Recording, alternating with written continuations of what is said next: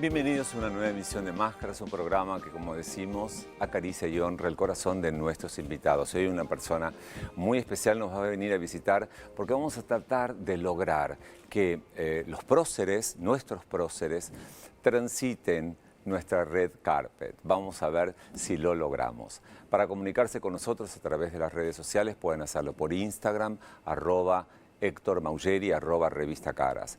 Por YouTube pueden ingresar directamente a nuestra cuenta oficial Caras TV y también estamos en TikTok, máscaras.maugeri, así que a escribirnos. Bueno, y ahora sí voy a presentarlo a él, el historiador más reconocido de la Argentina. Fue docente durante más de 30 años y editó a lo largo de su trayectoria 22 libros. Hoy viene a presentar el lanzamiento de Conspiraciones en Londres. Participó y condujo ciclos televisivos, radiales, de gran suceso. Dicen que en su biblioteca tiene más de 7.000 libros y 120 cajas donde tiene revistas y documentos históricos de consulta. Así que imagínense, le vamos a dar la bienvenida y vamos a tratar, sí, de conocer a nuestros próceres argentinos. Vamos a saber de su vida, vamos a contar a ver cómo era cada uno de ellos, sus mujeres, sus vidas. Vamos a tratar de entrar en la intimidad. Por eso le damos la bienvenida al señor Felipe Piña. Por favor, un aplauso grande para él. Pero bienvenido, bienvenido. ¿Cómo va? Mira, tengo que confesarte algo antes de empezar. Me llevé historia varias veces. Voy a tratar de recomponer la situación. Sos un gran profesor, un gran docente, un gran escritor exitoso. Gracias. Estoy muy contento de verdad que vengas. Un placer. Y bueno, estudiamos mucho para hoy. Bueno, como Te invito a sentarte. Dale. Gracias por venir, ante todo. Un placer. Y mi primera pregunta es, ¿no? ¿Cuál es el secreto para entender la historia argentina? Creo que es la paciencia, no tomárselo tan a pecho, no sentir que todo el tiempo estás hablando del presente, sino que estás hablando del pasado, que puede tener alguna conexión con el presente, pero no estar obsesionado con que todo lo que pasó tiene que ver con lo que nos pasa, ¿no? Algunas cosas sí, otras cosas no. Entonces te relajas un poco y te dedicas a la historia. ¿Y cuándo empieza vos tu interés por la historia? Empezó por mi casa, que era una casa de mucha cultura. Mi viejo fue director de cultura de Azul, vivíamos en Azul, provincia de Buenos Aires, y traía grupos de folclore. Vino La Negra Sosa, Los Fronterizos, Eduardo Falú, Atahualpa, y venían a cenar porque mi mamá cocinaba muy rico, y mi viejo me invitaba, yo tenía 5 o 6 años. Sí. Me invitaba a las sobremesas donde no había celulares, se hablaba, y esas charlas eran maravillosas, eran relatos, que creo que ahí me empezó a gustar la cuestión. Y después ya en el secundario tuve una gran profesora en 5º año, la profesora Giacometti, que fue un poco la que... ¿Qué hizo la profesora Giacometti? Y la profesora Giacometti hizo que me gustara la historia, que entendiera que la historia era algo muy lindo, muy interesante, que te podía ayudar a comprender cosas del presente. Una gran profesora.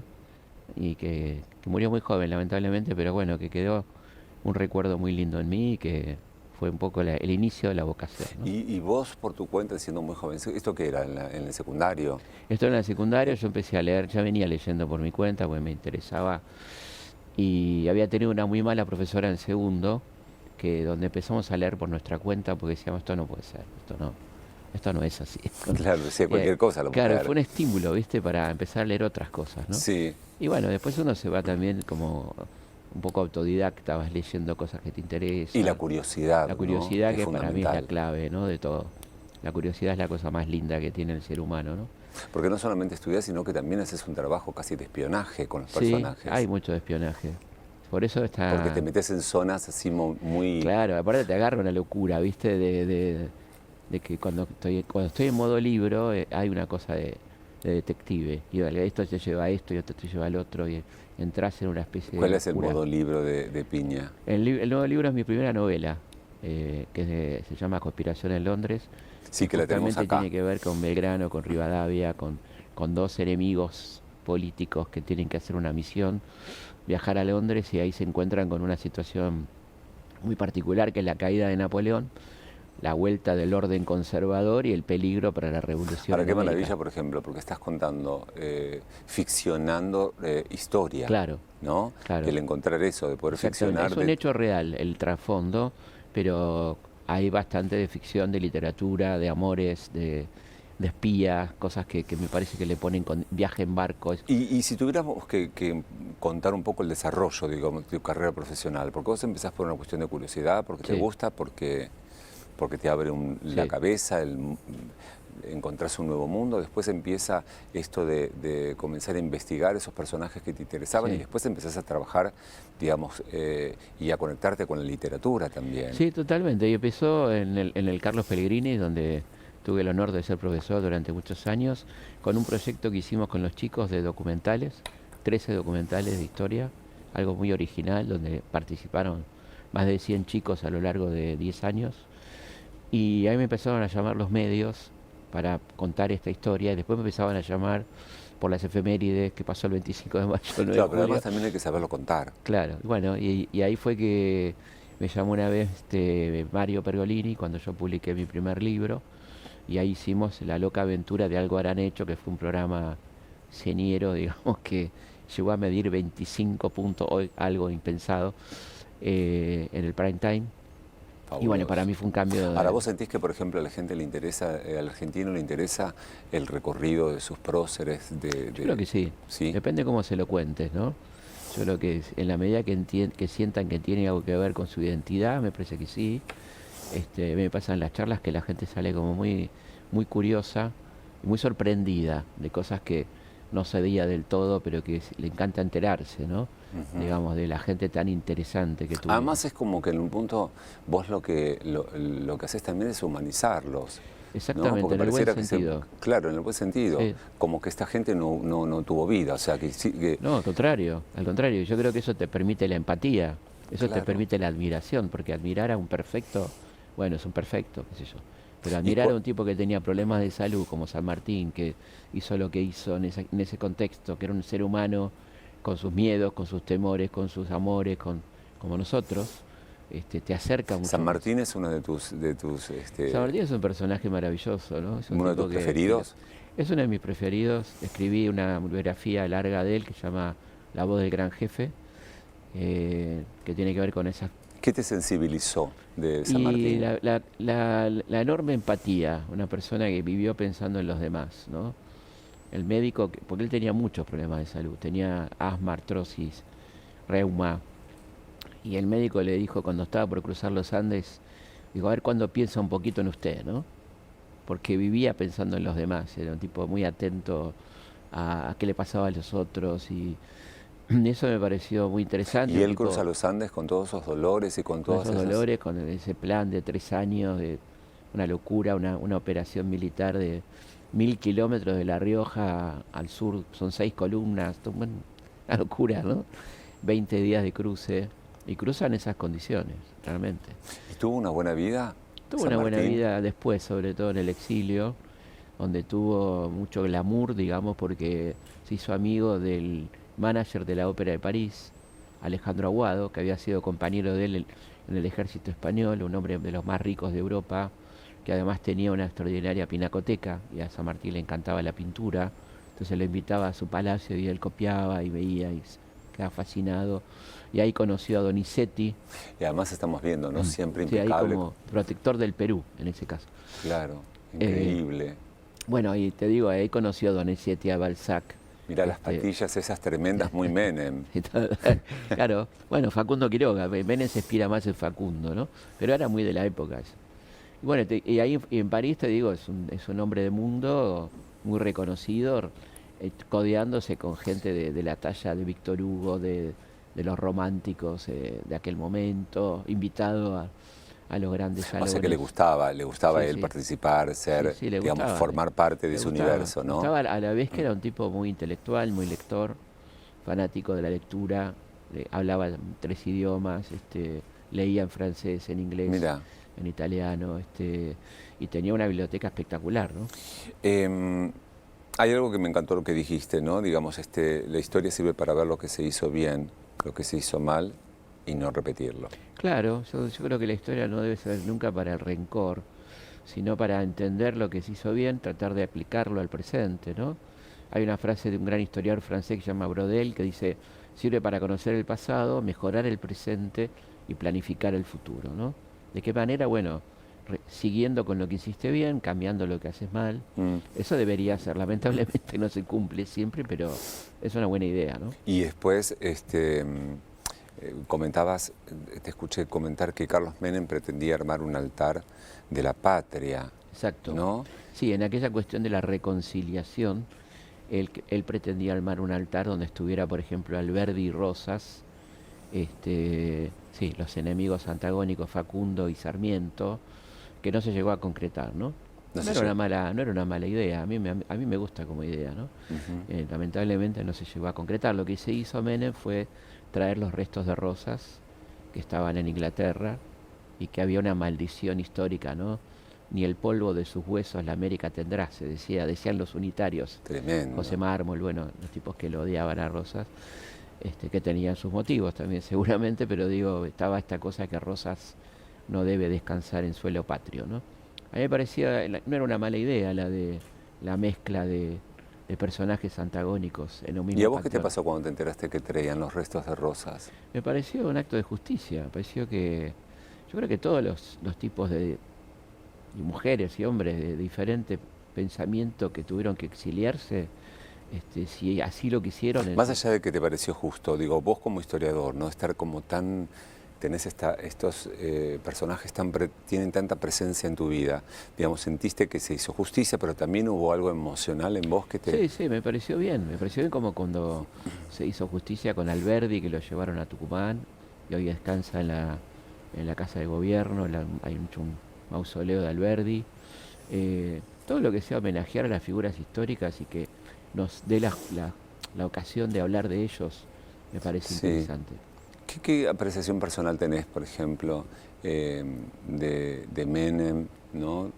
En la historia argentina? Yo creo que hizo cosas positivas y otras cosas muy negativas, ¿no? Creo que le tocó un momento muy difícil que fue salir de la hiperinflación, donde el país estaba roto en el 89, ordenó la economía, el sistema impositivo, la moneda, muchas cosas que fueron importantes. Quizá la convertibilidad, mucha gente dice que duró demasiado, que quizá era para un tiempito más corto. Y después creo que hizo cosas muy negativas como la destrucción del sistema ferroviario, de cierta parte del aparato productivo, los indultos que me parecieron muy graves, liberar a los guerrilleros y a los militares de los 70. ¿Hay algo que, por ejemplo, identifica como algo significativo a esta gente que llega al poder desde Rosas hasta acá, por ejemplo? Y el poder es un elemento, fíjate que yo creo que tiene algo tóxico, ¿no? Yo lo veo, por ejemplo, en cómo encanecen los presidentes, ¿no? De una manera tremenda. ¿Viste? Obama. En 2 años se transformó en un viejo. Lo que menos. Y le ves la cara al tipo cómo se va, sí, complicando, ¿no? Yo lo veo. Y cómo, por ejemplo, también el poder, ¿no? Digamos, pontifica a esa persona y de golpe es un monstruo y pasa a ser amado, ser un galán, el hombre más deseado, el hombre, ¿no? El con más glamour, el más sexy, el más... Sí, la sensualidad del poder se decía en aquel entonces, ¿te acordás? Decía Bernardo Neustadt. Sí, yo creo que hay una cosa del poder muy mágica en ese sentido, que muy mentirosa también, ¿no? Claro, muy mentirosa. Claro, sí, muy de cartón, ¿no? Pero la gente tiene una cosa con el poder, ¿no? Sí. Y sobre todo cuando se le sube a la cabeza. Yo te quería, por ejemplo, hacer un juego de fotos y preguntarte si es cierto de determinados personajes, ¿no? ¿Cómo no? Vamos a ir con Manuel Belgrano. Si es cierto que propuso que la educación fuese gratuita, pública y obligatoria a cargo del Estado. 100 años antes que Domingo Faustino Sarmiento. Exactamente, así es. Esto ocurrió en 1795 cuando él estaba en el consulado, era un organismo virreinal todavía, pero él tenía ideas muy de avanzada y decía que la educación era lo de los más importante de lo que tenía que hacerse cargo el Estado, que tenía que ser gratuita y obligatoria, y es un proyecto que por supuesto el virreinato no aprueba, pero que él presenta en 1795 y le agrega que la mujer debe participar en todos los niveles de la enseñanza, ¿no? Un detalle que era algo impensable, ultra novedoso, porque fíjate que ni en la Francia revolucionaria se respetaba esa cuestión de la mujer. ¿Y él por qué pensaría en la mujer? ¿Cómo? ¿Por qué pensaría en la mujer, porque era un tipo digamos, muy, de muy manera sensible, integrada? porque era un tipo que había leído algunos autores españoles muy interesantes como Campomanes, liberales bien, digamos, en el sentido de la libertad, ¿no? Y ahí él ve esta cuestión de la importancia... Estoy viendo así sin parar Sí. esta foto, ¿no? Que están, por Sí. supuesto, esta pintura Sí. tan particular de su forma, de la manera que está sentado, como esas calzas, Sí. las botas tipo casi bucaneras. Sí. Eso, para la época era, no sé, quiero que bueno, me lo expliques vos. No sé qué ese- es lo que le pasaba a él. Ese cuadro tiene una trampa, porque es la cabeza de él puesto en el cuerpo de Godoy, que era un favorito de la reina y del rey Carlos IV, que era un tipo, sí, que era muy elegante y muy a la Está moda. destruyendo una imagen tremenda, Sí, sí, porque sí, todo sí. el mundo tiene la imagen. Sí, además de ahí sacan la conclusión de que era homosexual y toda esta cosa tan rápida, que no lo era. Si lo era, no era ningún problema, por supuesto, pero no lo era. Era un tipo heterosexual bastante ¿Se activo. descubrió alguno de los próceres que era homosexual? No mucho. Si se descubrió no se dice. Pero se deben hacer unas fiestas. Por supuesto que sí, debe haber habido, muy probablemente bisexuales también, ¿no? Pero escúchame, ¿y el peinado también? no, el peinado sí, el peinado era el típico. ¿Qué? Un peinado de época. Ah, un peinado de época. Medio romano, ¿viste? Medio cosita de senador romano, ¿no?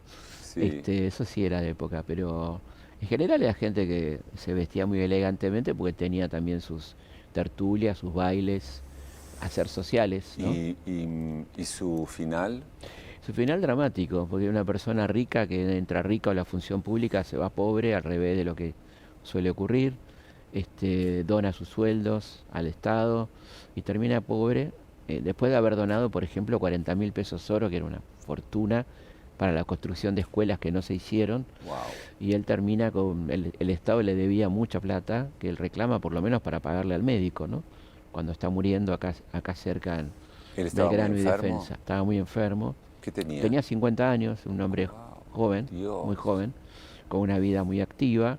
Y bueno, estaba muriendo y pide que le paguen lo que le den para pagarle al médico. Y al médico le tiene que pagar con un reloj, que era lo único que le queda, un reloj de oro, que era lo último que le quedaba. Casi ¿no? en la miseria. En la miseria total. Tremendo. Sí, tremendo. ¿Él Muy tuvo injusto. hijos? Sobre todo muy injusto, ¿no? Injusto. ¿Tuvo hijos? Tuvo hijos, tuvo 2 hijos. La historia del primer hijo es muy de novela porque él tiene un hijo con una chica de la sociedad que era María Josefa Escurra, nada más y nada menos que la hermana de Encarnación, la futura mujer de Rosas. Y bueno, se enamora de Belgrano, tiene un amor prohibido, clandestino, durante bastantes años, 8 años. Ella estaba casada con un señor español, se veía clandestinamente, tenían sus amores, y este tipo se va en el 10, este español, cuando viene la revolución, y ellos pueden vivir su amor libremente, pero obviamente no se pueden casar. Y ella lo acompaña a Manuel, la chica muy rica y muy de los salones, se va al norte, en medio de las batallas, al éxodo. Súper enamorada. Una locura, súper enamorada. Más lo que era viajar al norte en ese momento. Y ahí queda embarazada de Manuel. Pero bueno, como era una madre soltera, en definitiva, porque no se podían casar, y la época era durísima con esas cosas, ella da en adopción a su hijo, a su hermana, que se acababa de casar con Juan Manuel de Rosas, y el hijo de Belgrano lo cría Rosas con el nombre de Pedro Rosas y Belgrano. Mantiene el secreto hasta que a los 20 años, como en Game of Thrones, Jon Snow le dice, lo llama a su hijo y le dice: te voy a contar quién es tu padre es Manuel Belgrano. Y lo bautiza Pedro Rosas y Belgrano, ¿no? Ah, pero tremendo, Una historia Dios alucinante. mío. Muy alucinante. Y de esa segunda hija es de otro vínculo que tiene Belgrano cuando en Tucumán conoce el Día de la Independencia, en el baile de la Independencia, a María Dolores Helguero, con que va a tener su hija Manuela Mónica, que va a ser su segunda ¿Había hija. mucha promiscuidad Sí, había, sí, sí. Buenos Aires era una ciudad muy tramposa, ¿no? ¿En Una qué ciudad de sentido? mucha trampa, vivida del contrabando, por empezar, hasta la Revolución por lo menos. Después ya hay un comercio libre, entonces el contrabando decae. Y ahí había, por lo tanto, mucha trampa, mucho túnel para, ¿no? Mucha cosa nocturna de... Mucho túnel, claro, eso es buenísimo. y claro, escapadas, ¿viste? Sí, Túneles de conventos, túneles es que es verdad, hay Sí, muchísimos sí, túneles sí, en la claro. ciudad de Buenos Aires. Sí, sí, esos Y ahí túneles se se usaban. escapaban de un lado para el Y no otro. solamente, sino que había encuentros amorosos también. Encuentros amorosos en los Claro, túneles. en los túneles. Sí, sí. Es Qué fascinante la historia amorosa de Buenos Aires, porque, claro, había tanta prohibición y tanta inquisición que daba lugar, obviamente, a cierta promiscuidad, eso, ¿no? La gente escapaba a esos controles, ¿no? Wow, impresionante. ¿Es cierto que Juan Manuel de Rosas y Alberdi terminaron siendo amigos después de Sí, tanta es lucha? fascinante porque empezaron siendo amigos. Alberdi cenaba cada tanto en la casa de Rosas. Ahí lo conoce a Facundo Quiroga, fíjate vos, al supuesto bárbaro. Y Facundo escucha que Alberdi está queriendo estudiar Derecho y se ofrece a pagarle sus estudios. Después cada uno va a ir tomando otro rumbo. Alberdi se va a volver un poco opositor a Rosas, se va a tener que exiliar. En Montevideo escribe un periódico que se llama Muera Rosas, muy antirrosista, con sus motivos. Y después en el exilio se encuentran Alberdi y Rosas en una recepción diplomática en el año 1857, los dos exiliados, los dos sintiendo el abandono de su país. Y Alberdi se acerca a Rosas y le dice que se ofrece a ser su abogado en el juicio que le están haciendo. Rosas le dice: mire, doctor Alberdi, usted es el mejor abogado, el padre de la Constitución, pero no le conviene porque no se lo van a perdonar. Pero bueno, y comienza una amistad que sigue hasta la muerte de Rosas, de cartas, de apoyos, de consejos. Y Rosas también, ¿no? Tuvo una muerte súper triste, Sí, una solo. muerte muy en la pobreza prácticamente, en Southampton, ahí en el sur de Inglaterra, en una granja muy humilde. Él no se lleva mucha plata, a pesar de ser un hombre rico, deja la hacienda pública en buen estado, y se lleva un dinero de su propiedad y algunos documentos, más que nada documentos históricos, ¿no? Todos terminaron de una Sí, manera el tremenda. exilio es muy fuerte en nuestra historia, ¿no? Yo No, tengo la idea de hacer un libro sobre el exilio porque tenés distintos momentos de exilio donde unos se exiliaron, otros los enemigos de Sí. los otros, y es larguísimo eso, ¿no? Escucha, Miguel tuvo una hija Él tuvo una hija, el Manuelita Rosas, que fue... que la calificaron como una ingrata. Sí, pero eso es que en los últimos años, porque él era un tipo muy celoso con su hija, primero fue fundamental Manuelita. Es muy loco porque Juan Manuel tiene la imagen del macho argentino, Rosas, y su gabinete estaba integrado prácticamente por mujeres, ¿no? Su mujer, Encarnación, que era de una potencia increíble. Hay una obra de Lorena Vega que se está haciendo que es maravillosa, Encarnación, que donde la ves esa potencia de esta mujer. La hija Manuelita, que era su secretaria, su canciller, hablaba varios idiomas. Se necesitaba, Sí. digamos, Y la rodearse. cuñada, María Josefa, la María novia Josefa, de Belgrano. rodearse de esa energía femenina Claro, y sin embargo él era como la él imagen era el macho del argentino. macho. Así que, pero bueno, en los últimos años, ya en el exilio, Manuelita se casa y él se enoja porque era muy edípico con ella, ¿no? La ingratitud pasaría por ahí, que no es tal, porque Bueno, pero lo Manuelita... dejó al padre solo, digamos, no lo acompañó No, al a final. últimos años sí, lo va a ver. Ella estaba muy bien económicamente, lo ¿Lo va a ayudaba. ver? Sí, ¿no? Se cansa un poco porque el padre la reniega, ¿viste? Le dice: me abandonaste, qué sé ¿Y yo. es cierto la historia de Camila Gorman? Sí, muy cierta.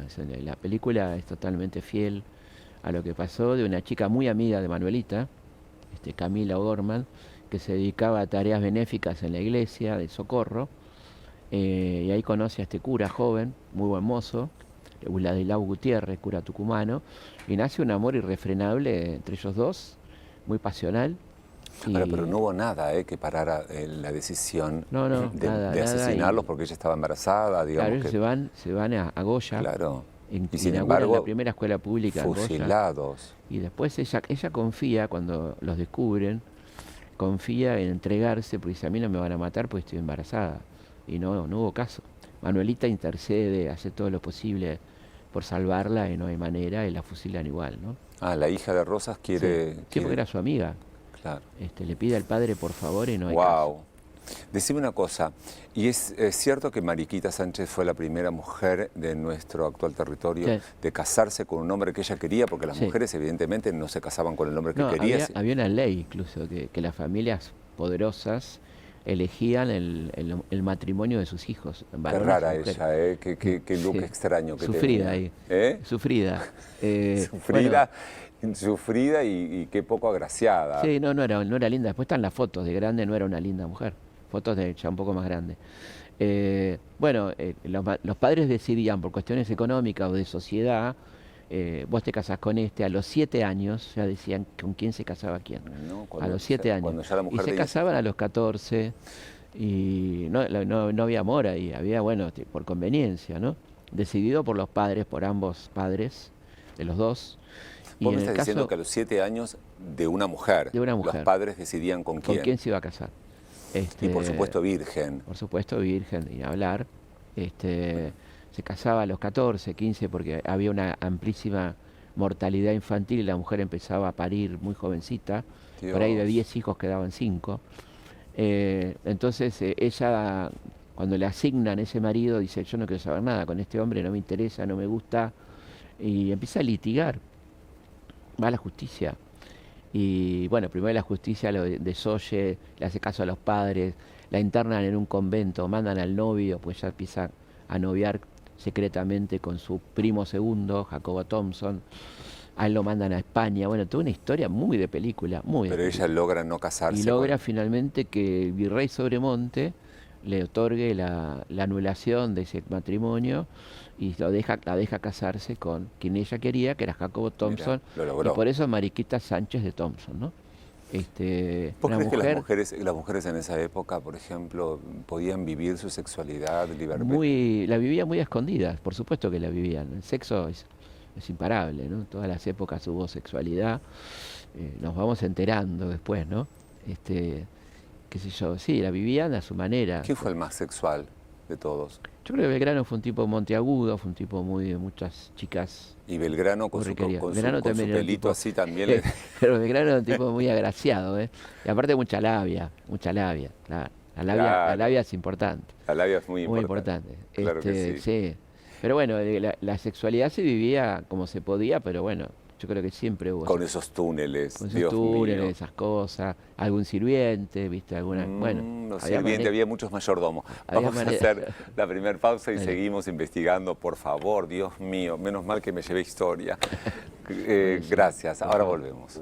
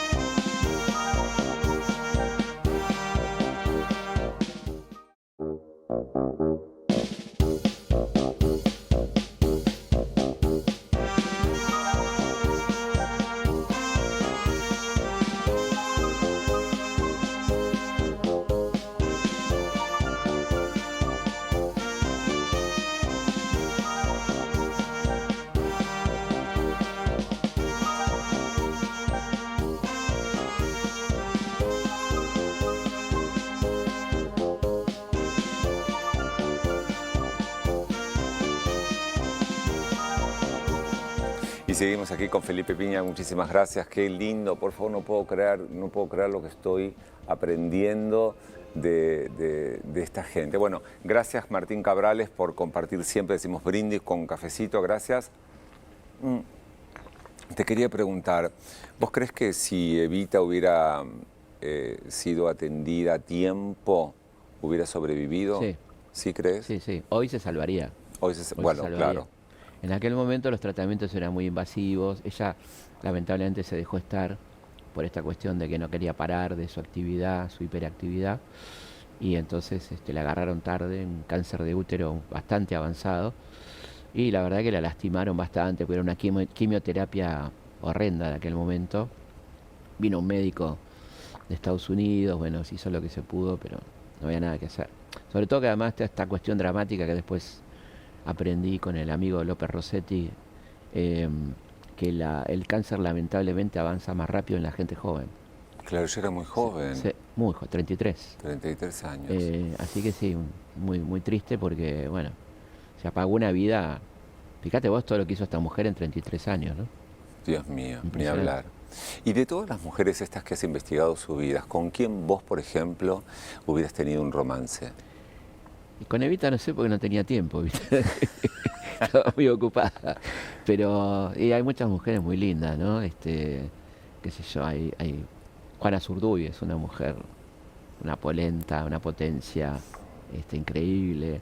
Julieta Lanteri, que fue una de las primeras que votó, una italiana que se nacionaliza argentina y ve que la ley del voto es tan machista que no decía explícitamente que la mujer no podía votar, sino que daba por hecho que la mujer no votaba, entonces mete una cautelar, la dejan votar. Y es la primera mujer en votar en Sudamérica, en 1911. Y después, bueno, claro, le viene la de esa Peña que dice voto universal masculino, ¿no? Pero ella fue la primera. Una polenta. Decime, por ejemplo... Cecilia Grimson, ¿no? La primera médica.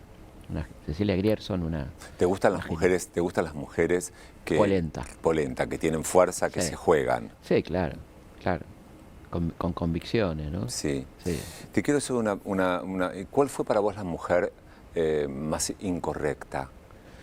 Evita, seguramente. Evita. Sí, ¿La más rebelde? Sí, fue de las más rebeldes, yo creo que sí. Bueno, también Cecilia fue una gran rebelde. Cecilia Grierson, la primera médica. Fíjate vos que ella ingresa a la facultad en el 1886. No había ninguna mujer en la facultad de medicina. Le hicieron bullying. El profesor que le toma el primer examen hace constar en actas, conste que le estoy tomando examen a un ser inferior. Ay, no te lo puedo Se creer. recibe con medalla de oro. No la dejan ser cirujana, a pesar de... Declaran vacante cuando se presenta. Y fue una extraordinaria médica y muy creadora de escuelas de enfermería. Se encargó de chicos con capacidad. Una maravilla. Está en el billete de 2.000 pesos, ¿no? Está en el billete de 2.000 pesos, sí, ¿no? Junto a Ramón Carrillo, exactamente. Wow. Sí. Decime rápidamente 5 mitos. ¿De general? 5 mitos de nuestra historia, por ejemplo. Un primer mito es el descubrimiento. El descubrimiento es un mito porque decir descubrimiento, ¿qué significa? Que ahí empieza a existir la historia, ¿no? Como que cuando lo ve un europeo, ahí aparecen las cosas. Como decir, Álvar Núñez Cabeza de Vaca descubrió las cataratas del Iguazú. Y los guaraníes que estaban ahí no se habían enterado que estaban las cataratas, quiero decir. Ese es un mito bastante fuerte, ¿no? Otro mito es muy común. Qué lástima que echamos a los ingleses, que hoy seríamos una gran potencia, ¿no? En las invasiones inglesas. Hay que ver lo que le pasó a la India, lo que le pasó a gran parte de África con la colonización británica, que no le fue muy bien, ¿viste? ¿No?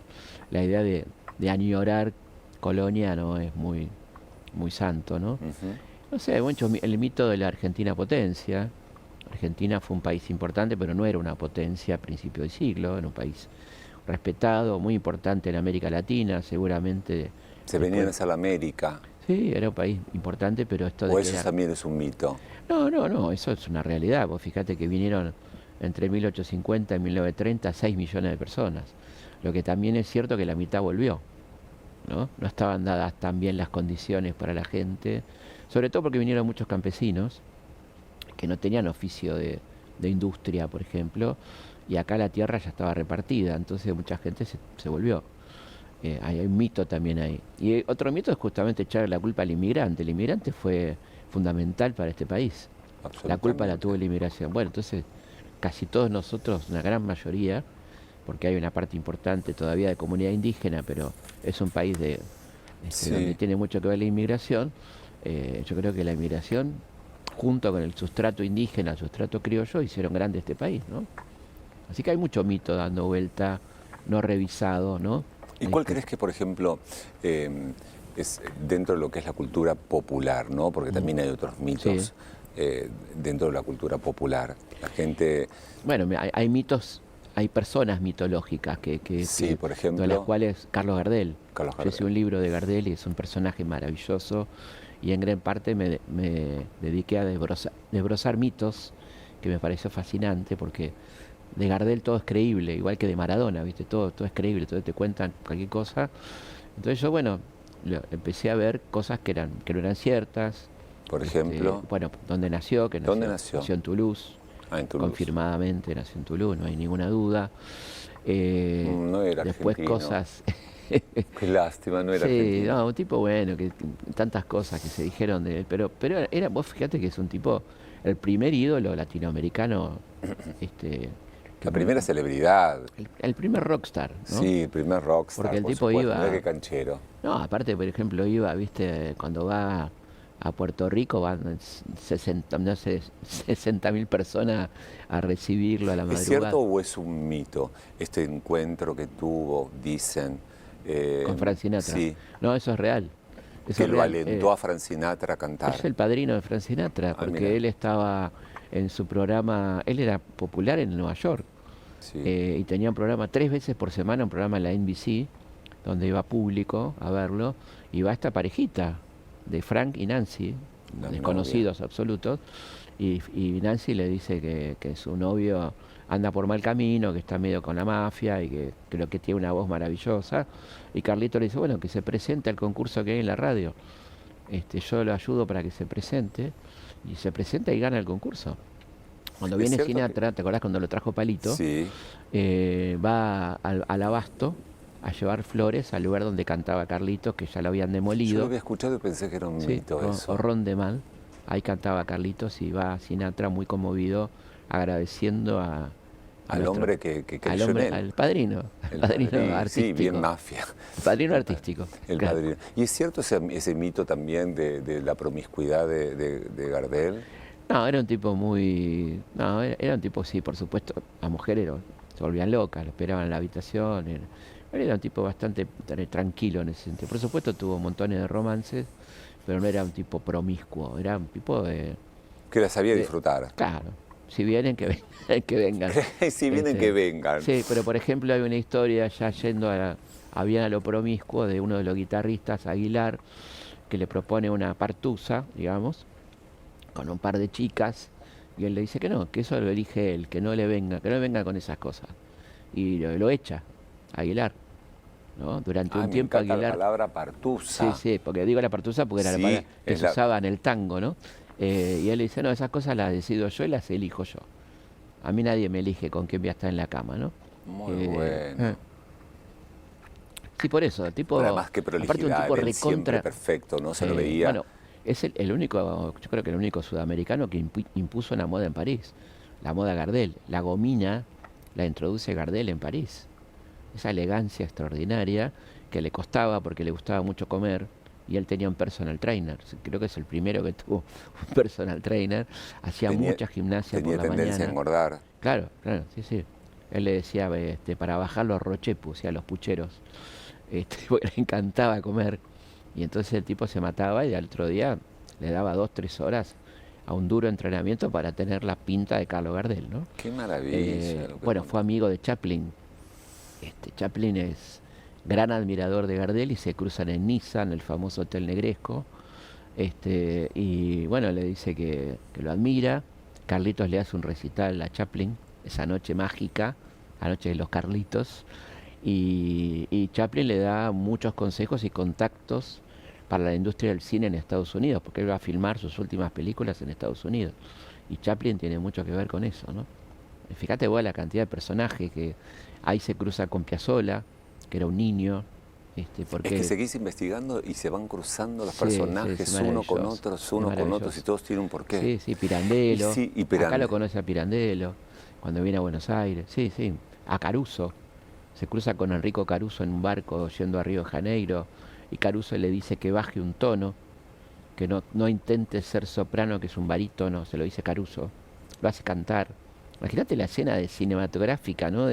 En la cubierta de un barco cantando maravilla. Caruso y cantando Gardel. Caruso, a la gente joven, más grande tenor de la historia. Bueno, y ahí Carlitos canta y dice, bueno, baje un poquito un tono, porque Quiero ir a Le dice vos. otra cosa. ¿Qué? Usted puede cantar en cualquier teatro de ópera del mundo porque su voz es única. Le dice Caruso a Gardel. Es maravilloso lo que me contás. Sí. Maravilloso. Pero no era argentino. No, sí, ¿Qué? era argentino, argentino. Él se nacionaliza argentino y él decía a los amigos y públicamente, yo nací en Buenos Aires a los 2 años y medio. Ah, decía eso. Claro, sí, porque su vida era acá. Grande, Llegó muy Carlitos. chiquito. Sí, Sos coleccionista. sí, Sos coleccionista, sí, te de encanta cosas. coleccionar. Si nosotros tenemos, por ejemplo, para ver y compartir con vos cosas que tenés en tu casa, nos hemos Sí. metido un poco en tu intimidad. Sí, Bueno, la biblioteca esa. sí. Bueno, ¿esto qué es? Esto es una placa de, bueno, es un cartón que asemeja las placas de París, ¿viste? Bien, De las sí. calles de París. A ver Que qué me más encanta. tenemos. Bueno, el famoso muñequito Geniol que El estaba original. sí, que estaba en las farmacias, que era para el dolor de cabeza, entonces era un tipo que tenía la Sí. cabeza llena de cosas, ¿no? Y el Geniol, que era nuestra aspirina, fue muy famoso en las primeras Ahora, qué décadas. importante es esto de coleccionar. Vamos viendo mientras las fotos, por favor. Porque, mira, Bueno, esto es claramente del cuadro del Bosco, El Jardín de las Delicias. Este lo compré en el Prado, el Museo del Prado. Me encantó porque es un fragmento. Mirá vos la locura de este hombre del siglo XIV, ¿no? Dios. El Bosco surrealista, Fuerte. adelantándose al surrealismo, ¿no? a ver otra más, qué más tiene? Bueno, el libro UPA que se usó durante mucho tiempo por las generaciones de niños de primer grado, y eso de arriba es muy simpático, es una lata de garbanzo Perón, que es una marca española que se llama Ah, Perón. sí, ahí está la amarilla. Sí, sí, la marca Perón. Qué bueno. A ver, ¿qué más tenemos? ¿Qué más hay en la casa? Bueno, ese es otro fragmento del Jardín de las Delicias y uno, eso de Carcassonne, un cruzado, y la foto de mi querido Fernando Pessoa, el gran autor portugués, ¿no? Que también la traje de Lisboa. Esa. Qué lindo. Sí. ¿Nos metemos más? Esos son juguetes antiguos que los compré en Barcelona, que me encanta también coleccionar juguetes. Son a cuerda, andan, funcionan. El coleccionista es una persona singular. Sí, sí, sí. Es singular. Sí, sí, sí. ¿No? Me Porque encanta coleccionar lapiceras también, tenés lapiceras. Sí. Sí, lapiceras con pluma. con pluma. Me ¿Y es encanta. verdad que tenés más de 200? Sí, sí, sí. Y hay varias que están en uso. Me gusta que estén en uso. ¿Y de varios colores? Sí, sí, sí. De Con formas. tintas. Claro, con tintas. Hay unas que tienen punta gruesa que son medias de caligrafía. ¿Y escribís? ¿Te gusta Sí, escribir? Sí, me gusta mucho escribir con pluma. ¿Escribís a máquina o a computadora? Escribo con computadora y me llevo siempre conmigo un cuadernito donde voy anotando cosas. ¿También coleccionas cuadernos? Cuadernos también, me encanta. ¿Cómo Me sos encanta. como papá? Soy buen padre. Sí. No lo digo yo, lo dicen mis hijos. Que tus hijos son Martín, Julián y Frida, ¿verdad? Sí, sí. Yo creo que soy un buen padre, estoy muy atento, para mí son lo más importante de mi vida y trato de... Ahí está Martín y Julián. Sí. Y trato de, bueno, de estar muy presente. Y ahí está Frida, la más Sí. chiquita. Y decime una cosa, ¿y qué piensan y qué opinan ellos de su papá? Yo creo que están muy Este, contentos. Tenemos un vínculo muy divertido, muy de ida y vuelta. Yo aprendo un montón con ellos de todo lo que es lo digital, la música que escuchan, las películas que ven, las series que me recomiendan. Es que vos sos una persona muy rica y además lo contás de una manera tan natural y tan humana, porque puede ser muy aburrido todo eso. No, yo trato. Yo creo que, bueno, que Además no los involucro ellos se meten conmigo, si les gusta algo de historia me preguntan, pero no les pongo, tienen que seguir mi carrera, ninguno de ellos. Los chicos se dedicaron, Juli se dedicó al cine, es editor senior de Pampa Films, trabajó en la película Muchachos, por ejemplo, ahora hizo la de Francella. Martín es periodista, productor de radio.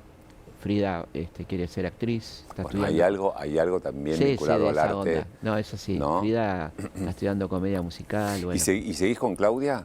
Claudina. Claudina. Sí, Claudina es mi pareja que nos vamos a casar. Así que ¿Se van a estamos muy casar? contentos. Sí. ¿Cuánto tiempo hace que están juntos? 8 años juntos. 8 años Sí, juntos. ahí estamos. Y Sí. te vas a casar. Nos vamos a casar. ¿Y esa decisión tan hermosa cómo Eso viene? fue una decisión tomada por la negativa, en el sentido de un día dijimos, ¿y por qué no?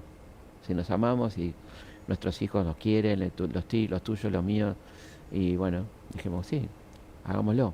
vas a marcar vas a marcar la historia, tu Sí, propia sí, me historia. encanta, Estás marcando tu propia historia, es construyendo tu historia. una mujer maravillosa que ¿En qué cambió tu vida ella? muchísimo, muchísimo. Creo que lo bueno es que los dos cambiamos nuestra vida, veníamos de parejas que no muy buenas y fue encontrarse en un momento donde ya las dos grandes, sorpresa, ¿no? De encontrar el amor, ¿viste? Decís, ya medio decepcionado del amor y volver a encontrar y volver a enamorarte, algo maravilloso, ¿no? Qué lindo. Y sobre todo también la cuestión familiar, ¿no? De que sea tan bien recibida esta persona por la familia, ¿no? ¿Ella tiene hijos? Tiene hijos que me quieren mucho y yo los quiero mucho y pasa Ensamblar con esas ella. familias. Sí, no, ni siquiera vamos a convivir.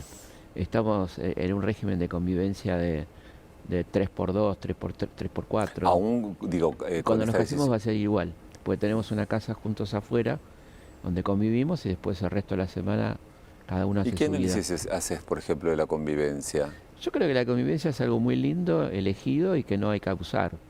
No hay que abusar de la convivencia.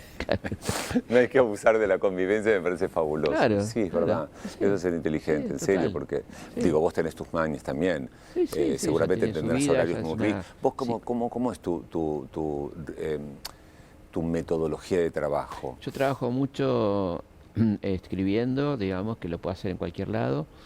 Doy clases por streaming, que las hago de allá, de donde estoy. Y después uso los días que estoy acá, que son de miércoles a sábado, para reuniones, para cosas como esta, entrevistas, prensa. Pero, por ejemplo, para cuando tenés que escribir un libro, Sí, bueno, ahí hay una ahí metodología. me aíslo, ahí me tomo mis días, me voy a un lugar lindo, me voy con mi pareja o con alguno de mis hijos y ahí sí le meto. Y Sí. tenés que tener una disciplina de horarios Sí. también, He ¿no? escrito varios libros en el Yao Yao, que es un lugar que Bueno, me muy encanta. inspirador. Sí, muy inspirador, muy lindo, donde hay varios libros que surgieron ahí. ¿Cuál de todos tus personajes siempre tiene que estar, aunque sea una pasada en un capítulo de la historia? Bueno, depende el periodo que esté tratando, pero Belgrano está presente en muchos de mis libros porque es un tipo, o San Martín, tipo que atraviesan, ¿no?, la historia y que si no están como Si referentes. tuvieras, por ejemplo, la posibilidad de tomar un café con uno de ellos dos, ¿con cuál Y bueno, elegirías? con Belgrano seguro. Con Belgrano. Sí. Sí, por eso me pareció lindo ponerlo en el libro, porque es una persona que para mí hay que conocerla más. Merecería ser más conocida, ¿no? Sí. Totalmente. Me gustó eso de que te vas a casar y que respetan el tema de Sí, los espacios, ¿no? lo charlamos, dijimos, ¿para qué cambiar? ¿Vas a hacer fiesta? Sí, es una fiesta linda. Sí. Invítame. Sí, dale, por supuesto. Ahí viene para Caras, cuándo es? Viene Caras, Sí. en noviembre. Ahora Noviembre. ya. Sí, noviembre. Qué hermoso. Sí, y qué ilusión da eso también, mucha ¿no? ilusión, mucha ¿No? ilusión. Sí, sobre todo te da ilusión cuando ves que tu entorno está contento. Que a todo el mundo que se lo decís, invitamos solamente a la gente que queremos, no viene nadie por compromiso, digamos, y toda la gente se puso muy contenta. Entonces dijimos, bueno, está bien. Es una celebración del amor. Claro, viste, de decir, bueno, qué lindo cuando le contás a alguien y realmente dice, che, qué bueno, qué buena onda. Viste que vos estábamos viendo cuando nos metimos en tu biblioteca y en tu escritorio, ahí tenés un montón de objetos. Nosotros también tenemos nuestro objeto Ajá, icónico y es que es sí. el símbolo de máscaras. Y bueno, quiero presentar a Lolita, que viene aquí. Hola Lolita, ¿cómo estás? Hola, ¿cómo estás? ¿Cómo estás? Qué linda que estás, Lolita, muy para recibir, mira. Ah, bueno, muchísimas gracias. Y ese es el Mini Mau. Pero qué grande, Ese es genial. el Mini Mau, que es de madera, Lo voy a realizado poner por con Woody. mis objetos preciados, Me tenés que mandar una foto. por supuesto. Ahora te la mando. Está hecho, pintado a Madera, mano, ¿no? de madera, Muy de Woody lindo. Tucumán. Lo hacemos Muy lindo. especialmente como un recuerdo del paso por máscaras. Hermoso. Así que me encanta que te guste, porque además sé que tenés gracias. un montón de, Sí. bueno, lo acabamos de ver, de objetos tan lindos. Me encanta. Tiene mucho de emocionalidad. Bueno, qué linda. ¿Quién te vistió? Paz Cornu. Paz Cornu. Muchísimas gracias, Paz, como siempre. Gracias, Lolita. Y vos que sos un gran historiador, me gustaría ahora sí irnos para tu propia historia, Sí. mucho más para atrás. Y hay una imagen que a mí me gustó mucho, me dio mucha ternura, que quiero compartirla con vos. Bueno, cómo no. Mi viejo era un grande, la verdad, un grande. ¿Cómo? Se me fue muy, muy joven, se me fue a los 62. Muy joven. Y un tipo que fue manager de la Camerata Bariloche, de grupos de música amigo de todo el mundo de folclore, de la música clásica, que me marcó un montón. Me llevó a ver cine maravilloso, me hizo conocer a Buster Keaton, a los hermanos Marx, a ese mundo de Fellini, así que le debo un montón y siempre está conmigo. ¿Qué edad ¿no? tenías vos cuando él falleció? Y yo tenía 30 y pico, sí, 30. Sí, fue Pero una cómo se pérdida, extraña, ¿no, Felipe? sí. No, tenía menos, tenía 23. Una tremenda pérdida. Sí. ¿De qué murió? Murió de un problema de Alzheimer, una cosa muy fulminante, ¿viste? Inesperada. Y bueno, ahí mirá qué facha que tenía. Pero es una facha tremenda, escúchame. Muy actor del cine argentino. Por ¿viste? favor, y mirá lo que es las cejas y Sí. la frente. Sí, mi mamá también muy linda. Muy hermoso. Mi mamá vivió hasta los 93. Mirá tu mamá a los 93 años, qué hermoso. Sí, muy linda también, muy linda mujer. Y muy potente en su... Los dos me marcaron un montón, ¿no? Los dos me dejaron mucha herencia, no económica, sino de bagaje cultural, de gustos. Te dejaron lo que sos Lo más hoy, lindo, lo porque más vos lindo sos que un tipo que sos un fiel representante de la cultura y Sí, aparte tenemos una cultura maravillosa, Héctor. O sea, la cultura argentina es una potencia, ¿no? En el rubro que quieras tenés gente extraordinaria, ¿no? En el cine, la literatura, la música, el ballet, ¿no? O sea, a donde vos mires, la cultura argentina es maravillosa, ¿no? nada. Y si tuvieras que definir qué es la cultura, Una potencia, ¿no? Es una potencia en América Latina y en el mundo, ¿no? O sea, tenés desde un Borges hasta, qué sé yo, Cortázar, directores de cine alucinantes, música, La Negra Sosa, Piazzolla, no sé. nuestro lenguaje. Te sobra. Un Pedrito Aznar, un Charlie, bueno, tanta gente extraordinaria, ¿no? Que te marca y la calidad además, ¿no? Es muy potente. Sí. Yo soy muy defensor de nuestra cultura que me parece extraordinaria. Y a veces uno, por ejemplo, en personajes tan significativos, ¿no? Que han hecho tanto en canciones, en poesía, en literatura, siempre hay algo que tiene que ver con nosotros, Totalmente. Con nuestra argentinidad, con lo que somos, con la esencia. Sí, tenés tipos ¿no? como Borges que decís la pucha, ¿no? Tipo universal, que está ahí arriba, ¿no? En la literatura, no solo española, ¿no? De lengua española, o sea, tipo considerado de los mejores escritores, ¿no? Decime, Felipe, ¿estás contento con tu vida? Sí, muy contento, muy agradecido a la vida. Sos un Yo tipo creo que agradecido. hay que agradecer siempre, ¿no? Este privilegio de vivir de lo que a vos te gusta, que poca gente lo tiene, y yo creo que hay que agradecer y hay que devolver. Yo trato, voy mucho a escuelas, a hablar con los chicos y me gusta devolver un poco de todo lo lindo que la vida te da, ¿no? Me parece que es fundamental. Se nota que sos un buen tipo, un tipo, sí. Así dicen. Sí. Trato de serlo. Creo que uno hay que proponérselo también, ¿eh? Hay que proponérselo y Es serlo. un trabajo diario. Es un también. trabajo diario en medio de una invitación al egoísmo y a la mala onda que... Y tanta, ¿no? Y convivir en un espacio donde a veces hay tanta energía oscura, Claro, y cómo Sí, uno hace para envidias, salir, la malas envidia, cómo uno circular Sí. y Eso no tiene que ver quedarte ¿con qué te afectado. enganchás, viste? ¿Con qué te enganchás vos? ¿Te enganchás con el lado bueno o te enganchás con la porquería que ronda por ahí, ¿no? Lo que está bueno, lo positivo. Y por eso te digo, valorar lo que tenemos tan hermoso, ¿no? Vas a ser Es parte, mucho. ya sos parte de la historia vos. Así dicen. Ya sos parte de la historia. Bueno, mira, para el final siempre digo que primero agradecerte, Por de favor, un verdad, placer. porque me diste una clase magistral Un placer. y además has humanizado a estos próceres que uno lo tiene nada más que como pareciera una De estampita. bronce. O bronce, claro, sin claro, vida. sí. Y vos sos un tipo que a través de tu trabajo y tu experiencia le das vida y haces que la gente, los niños, has trabajado mucho también con Sí, chicos. trabajo mucho para chicos. Conozcan Sí. parte de nuestra cultura, de nuestra historia, que es tan significativo e importante, que no es nada menor. No, Gracias, un placer. yo me pongo de pie siempre, te Dale. doy un abrazo porque Dale, en el abrazo también Muchas está la gracias, comunicación. Gracias.